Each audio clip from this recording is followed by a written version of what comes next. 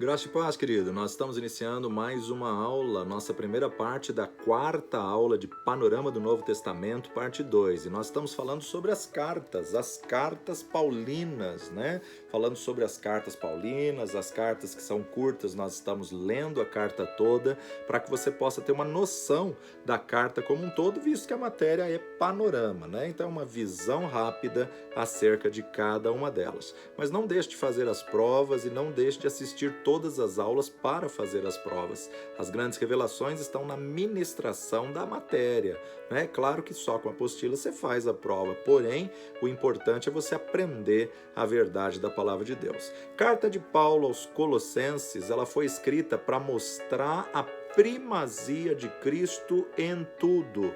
Paulo combate heresias que estavam ameaçando a igreja e o misticismo que estava tentando se infiltrar na vida da igreja.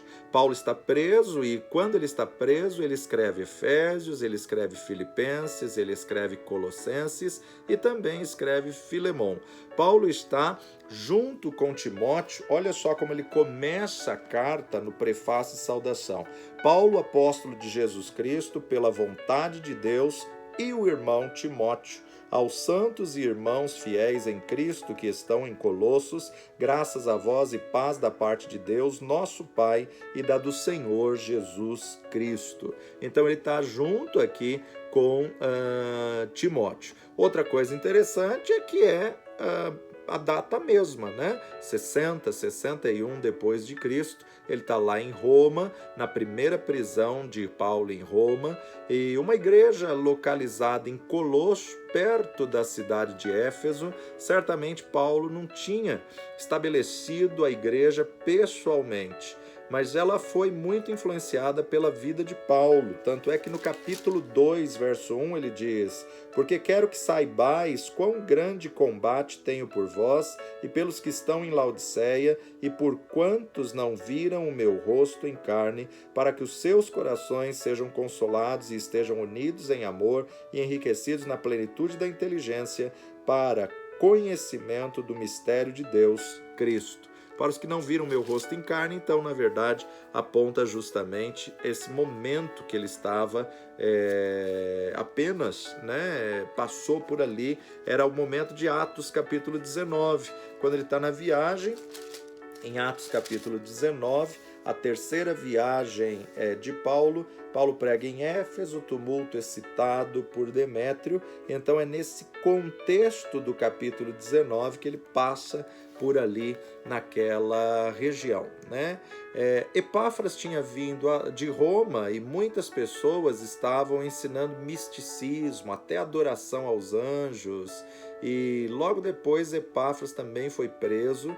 Este era outro companheiro de Paulo. Paulo escreve à igreja enviando a carta por Tíquico e Onésimo, né? Ele vai falar disso no capítulo 4. Mas no capítulo 2 ele vai abordar essa situação aí da adoração aos anjos. Então, o tema da carta se torna: Cristo é o cabeça da igreja. Cristo é o cabeça da igreja. Versículo-chave, a gente pode destacar Colossenses 1,15, o qual é a imagem do Deus invisível, o primogênito de toda a criação. A palavra-chave que mais aparece no livro é nele, ou em Cristo, né? Capítulo 2, versos 6 e 7, nós vemos aqui: como, pois, recebeste o Senhor Jesus Cristo, assim também andai nele, arraigados e edificados nele, e confirmados na fé, assim como fostes ensinados, crescendo em ação de graças. Capítulo 2, verso 10. E estáis perfeitos nele, que é a cabeça de todo principado e potestade. 2,20. Se já estáis mortos com Cristo quanto aos rudimentos do mundo, por que vos carregam ainda de ordenanças como se vivesseis no mundo? Então, capítulo 3. Portanto, se já ressuscitaste com Cristo, buscai as coisas que são de cima, onde Cristo está sentado à destra de Deus. Pensai nas coisas que são de cima e não nas que são da terra, porque já estáis mortos e a vossa vida está escondida com Cristo em Deus. Colossenses é uma carta cristocêntrica. de convergir tudo em Cristo Jesus. Algumas curiosidades, é uma carta intimamente ligada à carta de Efésios, né? Eles tinham uma preocupação exagerada por observância dos rituais e as cerimônias que estavam acontecendo em nome de culto. Eles estavam infectados com cerimônias judaicas, judaizantes e místicas, E eles foram ensinados a colocar Jesus como centro de tudo e todas as coisas, como que olha para Cristo, Cristo é o centro, porque todas as coisas têm que convergir em Cristo, porque se Cristo estiver no centro de todas as coisas, tudo vai ser solucionado. A gente observa aí que os prisioneiros muitas vezes iam para a prisão quase nus, semi-nus, e aí então as pessoas zombavam, isso era vexatório, que ele vai abordar isso na carta, como também período de inverno eles tinham muito frio, por causa aí que as prisões eram aí ao relento, Então muitas vezes ele perde a sua capa, que nós observamos aí em todo esse período. Por outro lado, a nível cristão, nós vemos aí coisas que devem ser despidas da vida do cristão, Tem que se despir do velho homem, tem que se despojar de todas as coisas que devem se revestir ou vestir do caráter de Cristo. É a mesma ideia, do tirar uma roupa e vestir uma nova roupa, é o que ele vai mostrar no capítulo 3, tendo Cristo como centro de todas as coisas. E também num teor da literatura, como ele vai escrever aqui na carta aos Colossenses, Paulo demonstra que gosta muito de música, de hinos e de louvor, Vamos ler como uma carta, sem divisão de capítulos e versículos, vamos ler tudo na sequência. Paulo, apóstolo de Jesus Cristo, pela vontade de Deus, e o irmão Timóteo, aos santos e irmãos fiéis em Cristo que estão em Colossos, graça a vós e paz da parte de Deus, nosso Pai, e da do Senhor Jesus Cristo. A fé e o amor dos colossenses, oração de Paulo pelo seu progresso espiritual, Jesus Cristo, o autor da nossa redenção, a imagem do Deus invisível, Criador de todas as coisas e cabeça da igreja. Graças damos a Deus, Pai de nosso Senhor Jesus Cristo, orando sempre por vós, porquanto ouvimos da vossa fé em Cristo Jesus e do amor que tendes para com todos os santos, por causa da esperança que vos está reservada nos céus, da qual já antes ouvistes pela palavra da verdade do Evangelho, que já chegou a vós, como também está em todo o mundo, e já vai frutificando, como também entre vós, desde o dia em que ouvistes e conhecestes a graça de Deus em verdade. Como aprendestes de Epáfras, nosso amado conservo, que para vós é um fiel ministro de Cristo, o qual nos declarou também o vosso amor no Espírito. Por essa razão, nós também, desde o dia em que o ouvimos, não cessamos de orar por vós e de pedir que sejais cheios do conhecimento e da sua vontade em toda sabedoria e inteligência espiritual, para que possais andar dignamente diante do Senhor, agradando-lhe em tudo, frutificando em toda boa obra e crescendo no conhecimento de Deus, corroborados em toda a fortaleza segundo a força da sua glória, em toda a paciência e longanimidade com gozo, dando graças ao Pai que nos fez idôneos para participar da herança dos santos na luz. Ele nos tirou da potestade das trevas e nos transportou para o reino do Filho do seu amor, em quem temos a redenção pelo seu sangue, a saber, a remissão dos pecados, o qual é a imagem do Deus invisível, o primogênito de toda a criação, porque nele foram criadas todas as coisas que há nos céus e na terra, visíveis e invisíveis, sejam tronos, sejam dominações, sejam principados, sejam potestades. Tudo foi criado por ele e para ele, e ele é antes de todas as coisas, e todas as coisas subsistem por ele. E ele é a cabeça do corpo da igreja, e o princípio e o primogênito dentre os mortos, para que em tudo tenha preeminência, porque foi do agrado do Pai que toda a plenitude nele habitasse, e que, havendo por ele feito a paz pelo sangue da sua cruz, por meio dele reconciliasse consigo mesmo todas as coisas, tanto as que estão na terra como as que estão nos céus. A vós também, que noutro tempo éreis estranhos e inimigos no entendimento, pelas vossas obras más, agora, contudo, vos reconciliou no corpo da sua carne, pela morte, para perante ele vos apresentar santos e irrepreensíveis e inculpáveis. Se na verdade permanecerdes fundados e firmes na fé, e não vos moverdes da esperança do evangelho que tendes ouvido, o qual foi pregado a toda criatura que há debaixo do céu, e do qual eu, Paulo, estou feito ministro.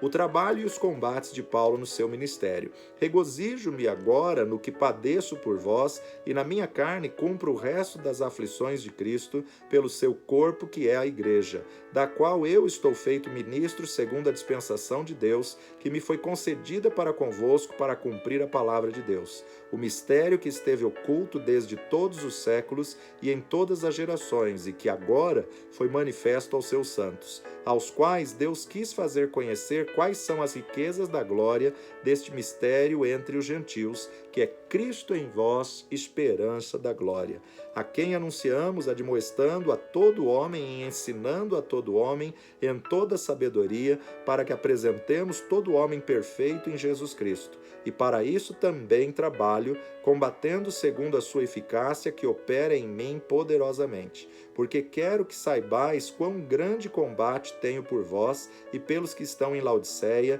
e por quantos não viram o meu rosto em carne, para que os seus corações sejam consolados e estejam unidos em amor e enriquecidos da plenitude da inteligência, para conhecimento do mistério de Deus, Cristo, em quem estão escondidos todos os tesouros da sabedoria e da ciência.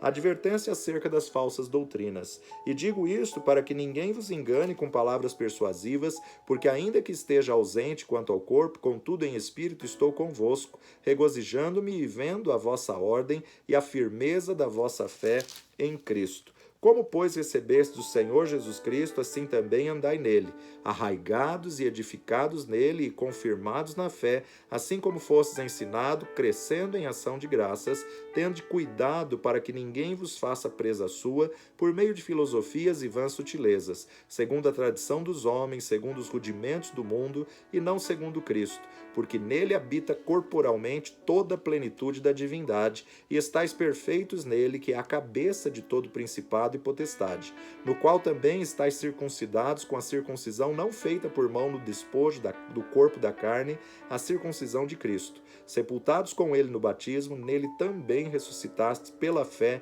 no poder de Deus, que o ressuscitou dos mortos. E quando vós estáveis mortos nos pecados e na incircuncisão da vossa carne, vos vivificou juntamente com ele, perdoando-vos todas as ofensas, havendo riscado a cédula que era contra nós nas suas ordenanças, a qual de alguma maneira nos era contrária, e atirou do meio de nós, cravando-a na cruz. E despojando os principados e potestades, os expôs publicamente, e deles triunfou em si mesmo.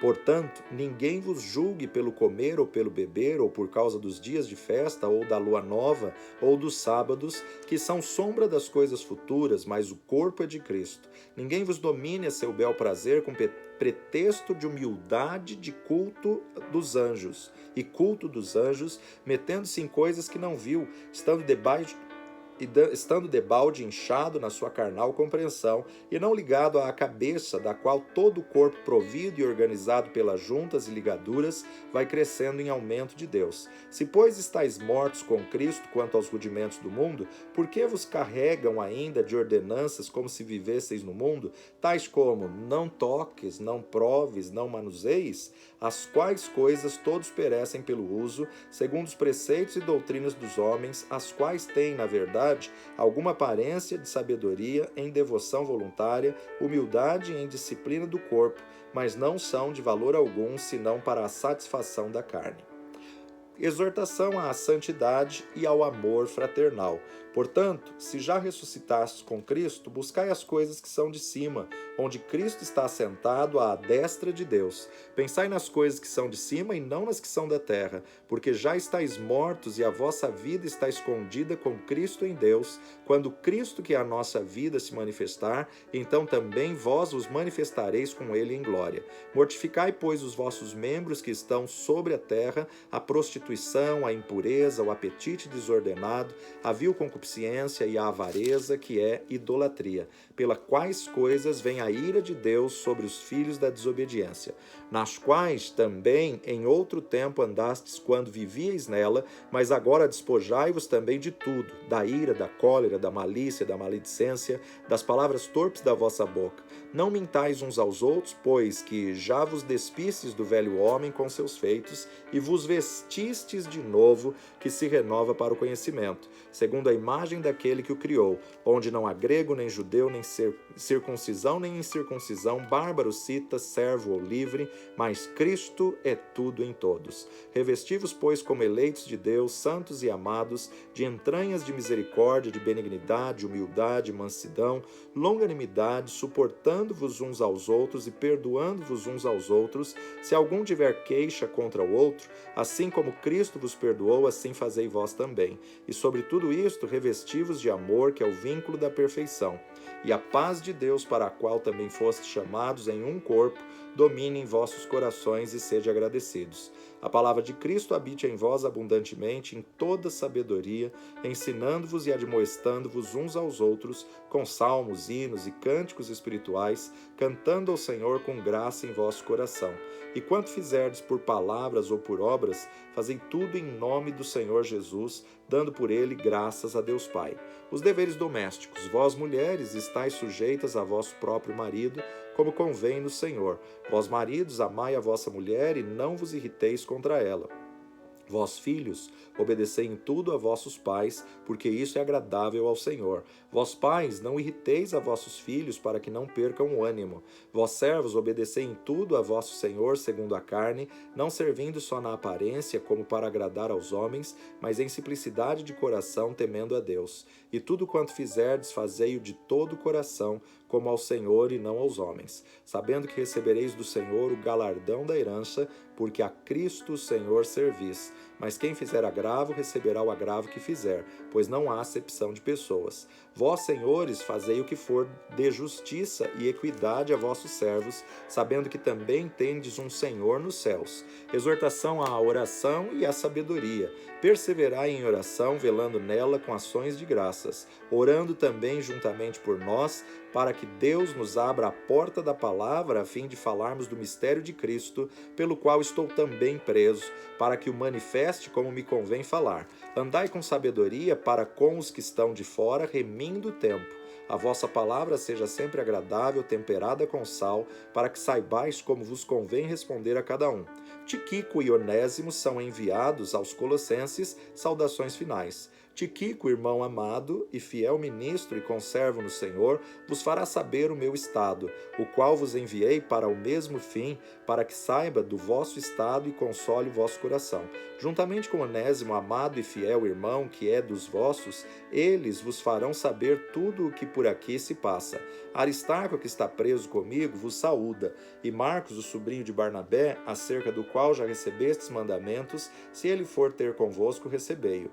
E Jesus, chamado justo, os quais são da circuncisão, são estes unicamente os meus cooperadores no reino de Deus, e para mim tem sido consolação. Saúda-vos Epáfras, que é dos vossos, servo de Cristo, combatendo sempre por vós em orações, para que vos conserveis firmes, perfeitos e consumados em toda a vontade de Deus.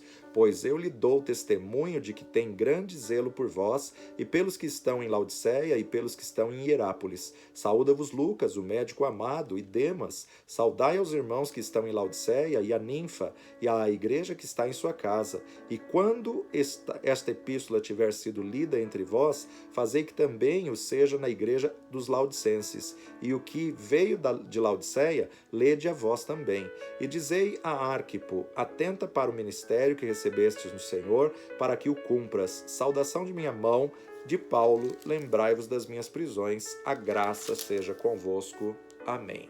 Então ele está preso e na verdade está escrevendo essa carta para que justamente possa fazer todas as coisas convergir em Cristo e tentar vacinar aí os amados irmãos de Colosso a não serem levados pelo misticismo. Aí na sequência nós temos aí a primeira carta de Paulo aos Tessalonicenses. A carta aos Tessalonicenses, ele vai abordar a vinda do Senhor para o seu povo.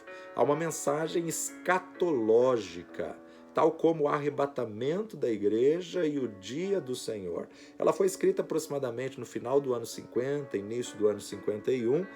As cartas não estão em ordem cronológica, como você já percebeu, né? Senão Gálatas seria a primeira e depois seria 1 Tessalonicense e 2 Tessalonicense. 1 Tessalonicense capítulo 1, verso 1 e 2, veja só a saudação, prefácio e saudação. Paulo, Silvano e Timóteo à igreja dos Tessalonicenses, em Deus, o Pai, e no Senhor Jesus Cristo, graça e paz tenhais de Deus, nosso Pai, e do Senhor Jesus Cristo. O sucesso do Evangelho em Tessalônica e a fidelidade daquela igreja. Sempre damos graças a Deus por vós todos, fazendo menção de vós em nossas orações. E aí, então, ele está mostrando que ele está junto com Silvano, junto com Timóteo. Silvano é uma variação do nome Silas, ora chamado de Silas, ora de Silvano, mas Silvano e Silas é a mesma pessoa, o mesmo personagem. Tessalônica era uma cidade ao norte da Grécia, uma cidade grande da Macedônia, que na verdade era provável que tinha uma colônia de judeus. Uma cidade que tinha uma estrada grande e famosa, e sempre que Paulo chegava em qualquer cidade, o primeiro lugar que ele ia era para a sinagoga. E da sinagoga ele começava então a ensinar. E da sinagoga era que ele era expulso, rejeitado, e aí então ele ia para os gentios. Mas ele dava oportunidade aos judeus na sinagoga de conhecer a verdade. A sinagoga era o lugar que ele se sentia mais confortável, né? Justamente por ele ser fariseu dos fariseus, ele tinha aí uma grande vivência e conhecia tudo aí a nível da lei, né? A igreja de Tessalônica foi ele mesmo que fundou, e ele fundou quando estava em viagem missionária em Atos 17. Atos 17 foi quando ele fundou. Olha, Paulo em Tessalônica e em Bereia, passando por Anfípolis e Apolônia, chegaram a Tessalônica, onde havia uma sinagoga dos judeus. 17:2. E Paulo, como tinha por costume, foi ir ter com eles, e por 3 sábados disputou eles sobre as Escrituras, expondo e demonstrando que convinha que o Cristo padecesse e ressuscitasse dos mortos, e este Jesus que vos anuncio, dizia ele, é o Cristo. E alguns deles creram e ajuntaram-se com Paulo e Silas, e também uma grande multidão de gregos religiosos e não poucas mulheres distintas. Então você vê aí justamente quando foi que ele começou essa igreja aí dos Tessalonicenses, né? 1 Tessalonicenses 1:3. Lembrando-nos sem cessar da obra da vossa fé, do trabalho, do amor e da paciência, da esperança em nosso Senhor Jesus Cristo, diante de nosso Deus e Pai, sabendo, amados irmãos, que a vossa eleição é de Deus, porque o nosso evangelho não foi a vós somente em palavras, mas também em poder e no Espírito Santo e em muita certeza, como bem sabeis que fomos entre vós por amor de vós. E vós fostes feitos nossos imitadores e do Senhor, recebendo a palavra em muita tribulação, com gozo do Espírito Santo.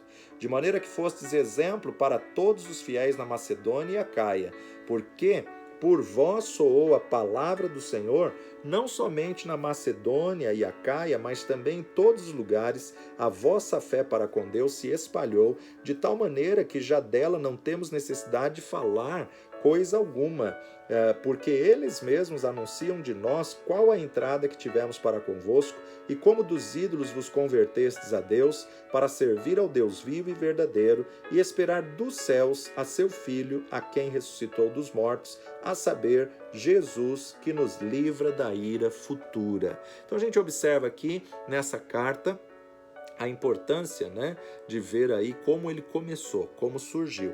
No capítulo 3, verso 4 em diante, pois estando ainda convosco, vos predizíamos que havíamos de ser afligidos, como sucedeu, e vós o sabeis. Portanto, não podendo eu também esperar mais, mandei-os saber da vossa fé, temendo que o tentador vos tentasse e o nosso trabalho viesse a ser inútil. Vindo, porém, agora Timóteo de vós, para nós, trazendo-nos boas novas da vossa fé e o amor, e de como sempre tendes boa lembrança de nós, desejando muito ver-nos, como nós também a vós. Por essa razão, irmãos, ficamos consolados acerca de vós, em toda a nossa aflição e necessidade pela vossa fé, porque agora vivemos, se estáis firmes no Senhor. Ele se alegra de saber, né, que Timóteo veio, Timóteo foi enviado, ele mandou Timóteo para lá, para ficar com os irmãos tessalonicenses, para ver como que estava indo a obra, e ele sempre perguntando de Paulo, e Timóteo vem e testemunha que eles estavam firmados, e Paulo se alegra de saber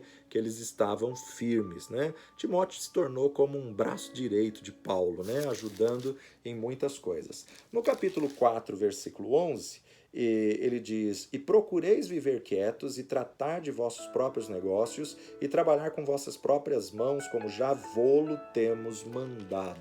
O povo aqui já não queria trabalhar muito. Não queria trabalhar por quê? Porque começaram a pregar que Jesus iria voltar e alguns se acomodaram. Já que Jesus vai voltar, para que estudar? Para que trabalhar? Então aí, na verdade, a carta toma um teor onde a palavra-chave se torna a vinda, né? E o versículo-chave é 1 Tessalonicenses 5,2. Porque vós mesmos sabeis muito bem que o dia do Senhor virá como um ladrão de noite. Né? Então temos que saber que Jesus vai voltar, mas não vamos, na verdade, parar nossa vida em função disso. Temos que continuar trabalhando, ganhando almas, cumprindo o chamado. Tem que ter a vida em ordem para que a hora que ele volte você possa subir nas nuvens em glória. E aí então vai soar uma trombeta do arrebatamento que só os cristãos vão ouvir. Cada capítulo ele termina com uma mensagem muito especial acerca da vinda. Isso se torna uma característica interessante nessa carta. Olha só, capítulo 1, 10. E esperar dos céus a seu Filho, a quem ressuscitou dos mortos, a saber, Jesus que nos livra da ira futura. Capítulo 2, versículo 19 e 20. Porque qual é a nossa esperança, o gozo, a coroa de glória? Porventura não sois vós também diante de nosso Senhor Jesus Cristo em sua vinda? Na verdade, vós sois a nossa glória e gozo. Capítulo 3, 12 e 13. E o Senhor vos aumente e faça crescer em amor uns para com os outros e para com todos, como também nós para convosco, para confortar o vosso coração, para que sejais irrepreensíveis em santidade diante do nosso Deus e Pai, na vinda de nosso Senhor Jesus Cristo, como todos os seus santos. Capítulo 4, versículo 16 a 18. Porque o mesmo Senhor descerá do céu com alarido e com voz de arcanjo, e com a trombeta de Deus, e os que morreram em Cristo ressuscitarão primeiro. Depois nós, os que ficarmos vivos, seremos arrebatados juntamente com eles nas nuvens, a encontrar o Senhor nos ares, e assim estaremos sempre com o Senhor. Portanto, consolai uns aos outros com essas palavras. O sucesso de Paulo foi muito grande, né? Você vê diversos personagens que são citados no capítulo 17 de Atos, Demas, Aristarco, esses homens que Paulo ganhou na viagem missionária à Macedônia, né? E esta obra tornou aí uma obra grande, abrangente, a fama espalhou em toda a Grécia. Então olha aí até no capítulo 1, verso 8, capítulo 1, 8, porque por vós soou a palavra do Senhor, não somente na Macedônia e Acaia, mas também em todos os lugares a vossa fé para com Deus se espalhou, de tal maneira que já dela não temos necessidade de falar coisa alguma, porque eles mesmos anunciam de nós qual a entrada que tivemos para convosco e como dos ídolos vos convertestes a Deus, para servir ao Deus vivo e verdadeiro, e esperar dos céus a seu Filho, a quem ressuscitou dos mortos, a saber, Jesus que nos livra da ira futura. Paulo tem que se defender, e agora no capítulo 2 é como uma defesa do seu apostolado. Olha só, como Paulo exerceu seu ministério entre os tessalonicenses. Porque vós mesmos, irmãos, bem sabeis que a nossa entrada para convosco não foi vã, mas havendo primeiro padecido e sido agravados em Filipos, como sabeis, tornamo-nos ousados em nosso Deus para vos falar o evangelho de Deus com grande combate, porque a nossa exortação não foi com engano e nem com imundícia e nem com fraudulência, mas como fomos aprovados de Deus, para que o evangelho nos fosse confiado, assim falamos, não como para agradar aos homens, mas a Deus, que prova o nosso coração, porque, como bem sabeis, nunca usamos de palavras lisonjeiras e nem houve um pretexto de avareza. Deus é testemunha. E não buscamos glória dos homens, e nem de vós, e nem de outros, ainda que podíamos, como apóstolos de Cristo, ser-vos pesados. Antes, fomos brandos entre vós, como a ama que cria seus filhos. Assim nós, sendo-vos tão afeiçoados de boa vontade, quiséramos comunicar-vos não somente o Evangelho de Deus, mas ainda a nossa própria alma, porquanto nos éreis muito queridos. Porque bem vos lembrais, irmãos, do nosso trabalho e fadiga, pois trabalhando noite e dia para não sermos pesados, a nenhum de vós vos pregamos o Evangelho de Deus. Vós e Deus sois testemunhas de quão santa, justa e irrepreensivelmente nos houvemos para convosco os que crestes. Assim como bem sabeis de que modo vos exortávamos e consolávamos a cada um de vós, como o Pai a seus filhos, para que vos conduzisseis dignamente para com Deus, que vos chama para o seu reino e glória. Então a gente observa aqui Paulo se defendendo, né?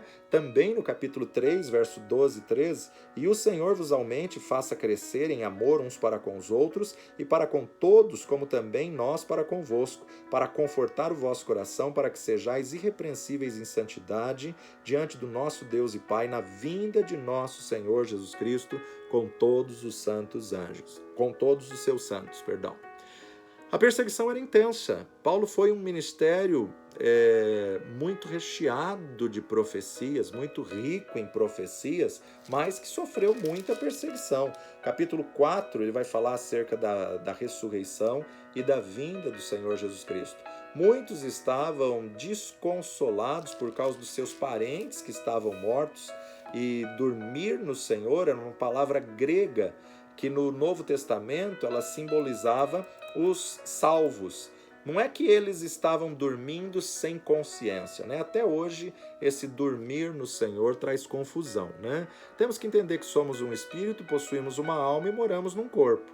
Quando a pessoa morre, há uma separação dessa tricotomia. O espírito volta a Deus, a alma vai para o destino que a pessoa decidiu em vida, ou seja, se ela confessou Jesus como Senhor e Salvador, vai para o paraíso. Agora, se ela não tem Jesus como Senhor e Salvador, já vai para o inferno. Mas o que está dormindo? O corpo. O corpo está dormindo, espírito e alma não dormem. Né? Então, não é que eles estavam dormindo sem consciência. O corpo fica dormindo até a trombeta soar.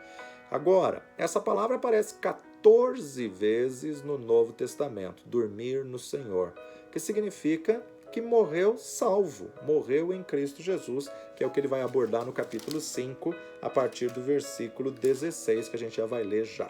Nós lemos o capítulo 1 inteiro, capítulo 2 lemos até o 12, então vamos terminar a leitura para a gente ir para o intervalo. 2:13. Pelo que também damos sem cessar graças a Deus, pois havendo recebido de nós a palavra da pregação de Deus, a recebestes não como palavra de homens, mas, segundo é na verdade, como palavra de Deus, a qual também opera em vós os que crestes. Porque vós, irmãos, haveis sido feitos imitadores das igrejas de Deus, que na Judéia estão em Jesus Cristo, porquanto também padecestes de vossos próprios concidadãos o mesmo que os judeus lhes fizeram a eles, os quais também mataram o Senhor Jesus e os seus próprios profetas e nos têm perseguido e não agradam a Deus e são contrários a todos os homens e nos impedem de pregar aos gentios as palavras da salvação, a fim de encherem sempre a medida de seus pecados, mas a ira de Deus caiu sobre eles até o fim. O desejo de Paulo de voltar a Tessalônica, seu gozo e seus votos em vista das boas novas que Timóteo lhes trouxe. Nós, porém, irmãos, sendo privados de vós por um momento de tempo, de vista, mas não do coração, tanto mais procuramos com grande desejo ver o vosso rosto, pelo que também quisemos uma e outra vez ir ter convosco, pelo menos eu, Paulo, mas Satanás nolo impediu. Porque qual é a nossa esperança, o gozo ou coroa de glória? Porventura não o sois vós, também diante do nosso Senhor Jesus Cristo em sua vinda? Na verdade, vós sois a nossa glória e gozo. Pelo que, não podendo esperar mais, de boa mente, quisemos deixar-nos ficar sós em Atenas. E enviamos Timóteo, nosso irmão e ministro de Deus, e nosso cooperador do Evangelho de Cristo, para vos confortar e vos exortar acerca da vossa fé, para que ninguém se comova por estas tribulações, porque vós mesmos sabeis que para isto fomos ordenados. Pois, estando ainda convosco, vos predizíamos que havíamos de ser afligidos, como sucedeu a vós, e vós o sabeis. Portanto, não podendo eu também esperar mais, mandei-os saber da vossa fé, temendo que o tentador vos tentasse e o nosso trabalho viesse a ser inútil. Vindo, porém, agora Timóteo de vós para nós, e trazendo-nos boas novas da vossa fé e amor, e de como sempre tendes boa lembrança de nós, desejando muito ver-nos, como nós também a vós. Por esta razão, irmãos, ficamos consolados acerca de vós em toda a nossa aflição e necessidade pela vossa fé, porque agora vivemos se estáis firmes no Senhor. Porque que ação de graças poderemos dar a Deus por vós, por todo o gozo com que nos regozijamos, por vossa causa diante do nosso Deus, orando abundantemente dia e noite para que possamos ver o vosso rosto e supramos o que falta à vossa fé? Ora, o mesmo nosso Deus e Pai e nosso Senhor Jesus Cristo encaminhem a nossa viagem para vós. E o Senhor vos aumente e faça crescer em amor uns para com os outros e para com todos, como também nós para convosco, para confortar o vosso coração, para que sejais irrepreensíveis em santidade diante do nosso Deus e Pai na vinda de nosso Senhor Jesus Cristo com todos os seus santos. Exortação à santidade, ao amor fraternal e ao trabalho. Finalmente, irmãos, vos rogamos e exortamos no Senhor Jesus que, assim como recebestes de nós, de que maneira convém andar e agradar a Deus, assim andai, para que continueis a progredir cada vez mais, porque vós bem sabeis que mandamentos vos temos dado pelo Senhor Jesus. Porque esta é a vontade de Deus, a vossa santificação, que vos abstenhais da prostituição, que cada um de vós saiba possuir o seu vaso em santificação e honra, não na paixão da concupiscência, como os gentios, que não conhecem a Deus. Ninguém oprima ou engane a seu irmão em negócio algum, porque o Senhor é vingador de todas essas coisas, como também antes vô-lo dissemos e testificamos, porque não nos chamou Deus para a imundícia, mas para a santificação. Portanto, quem despreza isso, não despreza o homem, mas sim a Deus, que nos deu também o seu Espírito Santo.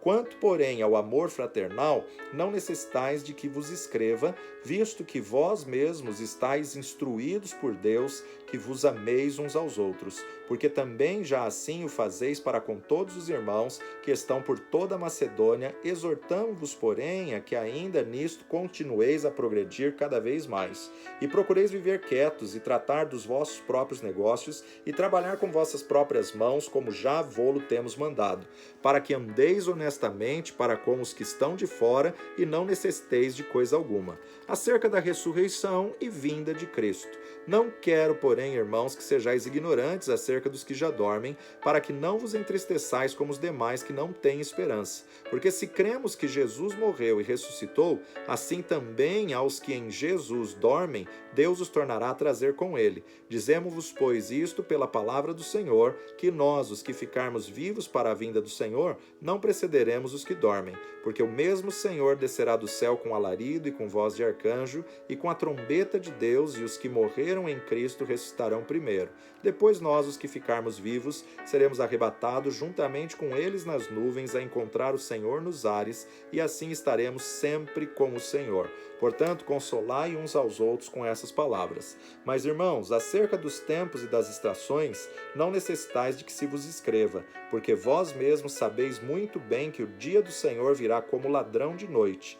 pois que, quando disserem a paz e segurança, então lhe sobrevirá repentina destruição, como as dores de parto àquela que está grávida, e de modo nenhum escaparão. Mas vós, irmãos, já não estáis em trevas, para que aquele dia vos surpreenda como um ladrão. Porque todos vós sois filhos da luz e filhos do dia, nós não somos da noite nem das trevas. Não durmamos como os demais, mas vigiemos e sejamos sóbrios. Porque os que dormem, dormem de noite, e os que se embebedam, embebedam-se de noite. Mas nós que somos do dia, sejamos sóbrios, vestindo-nos da couraça, da fé e do amor, e tendo por capacete a esperança da salvação. Porque Deus não nos destinou para a ira, mas para a aquisição da salvação por nosso Senhor Jesus Cristo, que morreu por nós, para que, quer vigiemos, quer durmamos, vivamos juntamente com Ele. Pelo que exortai-vos uns aos outros e edificai-vos uns aos outros, como também o fazeis. Preceitos diversos, votos e saudações. E rogamo-vos, irmãos, que reconheçais os que trabalham entre vós e que preside sobre vós no Senhor e vos admoestam, e que os tenhais em grande estima e amor por causa da sua obra. Tende paz entre vós. Rogamo-vos também, irmãos, que admoesteis os desordeiros, consolei os de pouco ânimo, sustentei os fracos e sejais pacientes para com todos. Vede que ninguém dê a outrem mal por mal, mas segui sempre o bem, tanto uns para com os outros como para com todos. Regozijai-vos sempre, orai sem cessar. Em tudo dai graças, porque esta é a vontade de Deus em Cristo Jesus para convosco.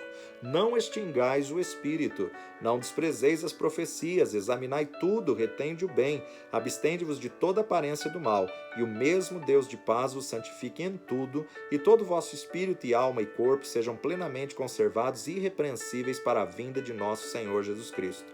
Fiel é o que vos chama, o qual também o fará. Irmãos, orai por nós, saudai a todos os irmãos com o ósculo santo. Pelo Senhor vos conjuro que esta epístola seja lida a todos os santos irmãos. A graça de nosso Senhor Jesus Cristo seja convosco. Amém. Glória a Deus. Mais uma carta de Paulo, aonde você pode aí ver a preocupação dele com a doutrina, o zelo dele com as igrejas que ele conheceu e a oração dele por todas essas igrejas. Vamos para um breve intervalo e a gente já volta para falar aí um pouco mais da carta de Paulo a Tessalonicenses, a segunda e 1º e 2º Timóteo. Daqui a pouquinho estamos de volta.